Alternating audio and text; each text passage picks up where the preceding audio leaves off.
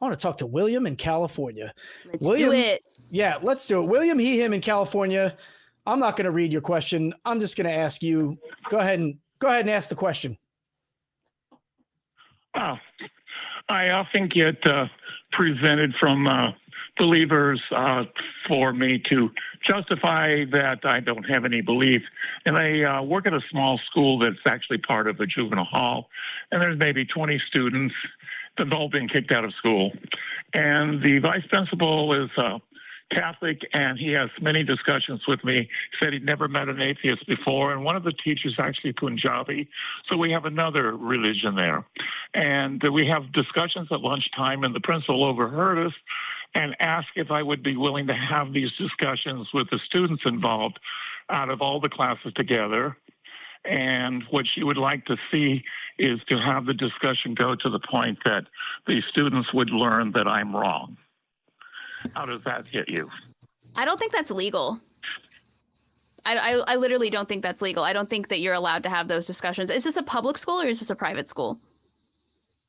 It is a public school. It's the actually part of the juvenile hall. Yeah, I would. It may not be legal. Go ahead. I'm sorry, Sydney. I'm sorry. No, I was just going to say I used to work in elementary schools and middle schools and high schools, and I'm pretty sure that just on its face, could be wrong, could be a state decision. I would definitely look into it. Those kind of conversations are just not allowed to be sponsored by the school, because people say, what about Fellowship of Christian Athletes? What about this? What about that? If it's during school hours on school property, I don't think you're allowed to have religious discussions involving the students unless you're a private school or a school funded by a church.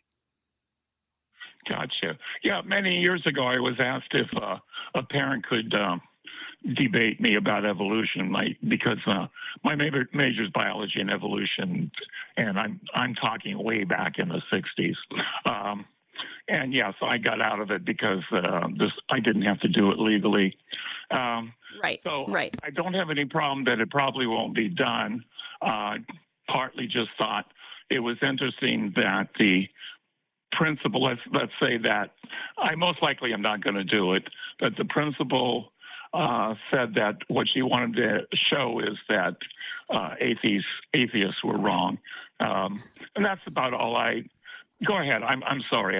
No. And the other side of this coin is, let's say you do it. Let's say you're like, okay, I'm not going to report this to anybody, whether it's legal or illegal.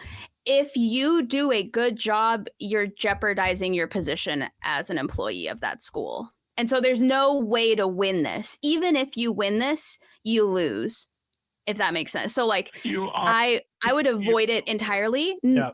Not because you're going to be proven wrong or because this or that, because it doesn't look good for you legally, financially, from any direction that I'm hearing. You're already, if I do not believe in psychics, but it's already like you know me.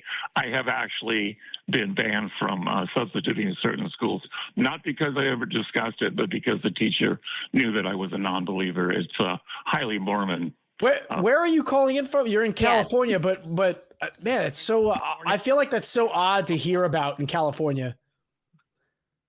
Yes, I would have thought too, because I got much worse than Ohio, but I also happen to be in a very conservative Republican Mormon county. Yeah, that's unusual. Are you Northern California? Yes, I am. Okay, yeah.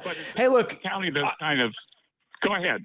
I think you're in a tough spot, man. I mean, can this principle affect your employment? If so, I would definitely steer away from this, but also kind of just advocate we probably shouldn't do this. So I'm going to just kind of step back. I don't know. That's kind of the way that I would take it. I had a similar issue.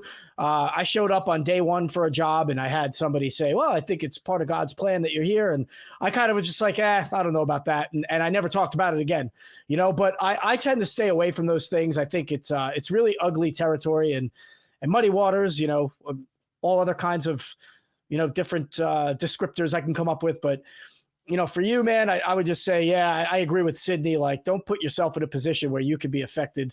And I would say advocate for what's right to the extent that you can, that you're not impacting yourself negatively. Right. It's the concerning part is that they want to do it in a place where the students can see it happen. I'm guessing during school hours. It's one thing to say, hey, let's all go to a bar after this and discuss it, or let's all meet at my house. That's legal. And I see a lot of people in the chat talking about freedom of speech. Freedom of speech does not matter if you live in a no-fault state or if you live in a state where you can be fired for any reason. Like in Tennessee, they can literally just fire you for anything.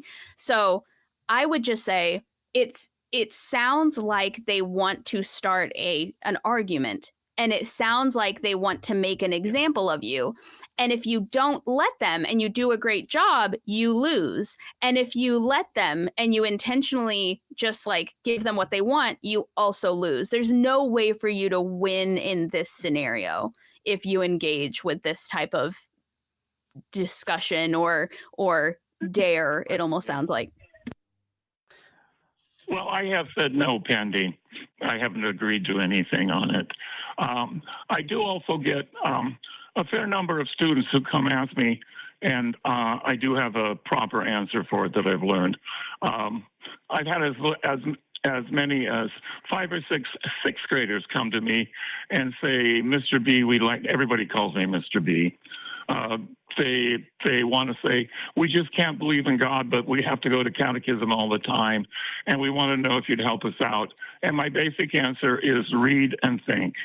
Yeah, I think that's great. I think that is great. That's great. Yeah. That is also kind of ugly. I wouldn't get involved personally. I would probably do exactly what you did. But I don't want to be mistaken for giving you advice on something that can be considered a very delicate legal matter either.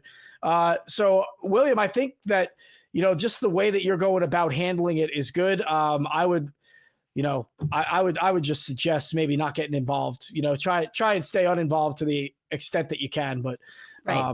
When kids and jobs are involved, I just stay out of it. Yeah.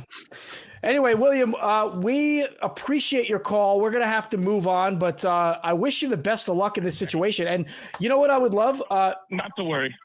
Yeah, in the future, call us back. Call us back and give us an update, Let us know how things went, what you decided. And, I wish nothing but the best for you, man.